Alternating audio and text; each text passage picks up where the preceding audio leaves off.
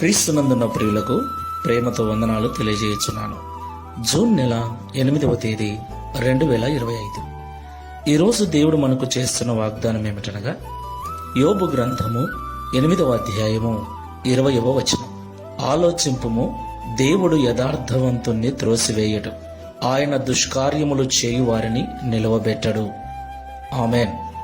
నా ప్రియమైన సహోదరి సహోదరులారా, ఈ లోకంలో యెహోవా దేవుడుగా గల నరులు ధన్యులు అని పరిశుద్ధ గ్రంథం సెలవిస్తుంది.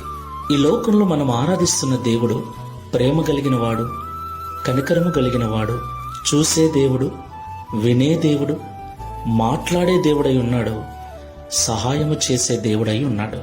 దేవునికి మహిమ కలుగును గాక. నా ప్రియులారా, మనం ఆరాధించే దేవునికి మన గురించి ఆలోచించటము తప్ప, మన యోగక్షేమాలు చూసుకోవటం తప్ప మరొక పని లేదండి. ఆయన మనల్ని చూసుకునే విషయంలో ఎప్పుడు కూడా అలర్ట్గా ఉంటాడు. కునుకకుండా, నిద్రపోకుండా ఎప్పుడు కూడా మన యోగక్షేమాలను పరిశీలిస్తూ ఉండే దేవుడై ఉన్నాడు. దేవునికి మహిమ కలుగును గాక. దేవుని యొక్క కాపుదల మనకు చాలా అవసరం. ఈ భయంకరమైన లోకములో ఎటు చూసిన పాపము, ఎటు చూసిన తెగుళ్ళు, భయంకరమైన రోగాలు, అనేక రకాలైనటువంటి చీకటి శక్తుల ప్రభావాలు క్రమ్ముకొని ఈ లోకమంతా చీకటితో నింపబడింది. చీకటితో నిండిన ఈ లోకంలో వెలుగై ఉన్న దేవుని కాపుదల మనకు చాలా అవసరం.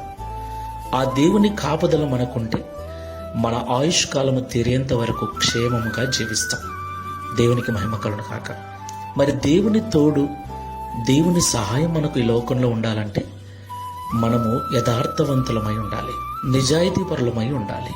ఏమున్నా ఏమి లేకపోయినా, ఎవరు ఉన్నా ఎవరు లేకపోయినా. Download ShareChat.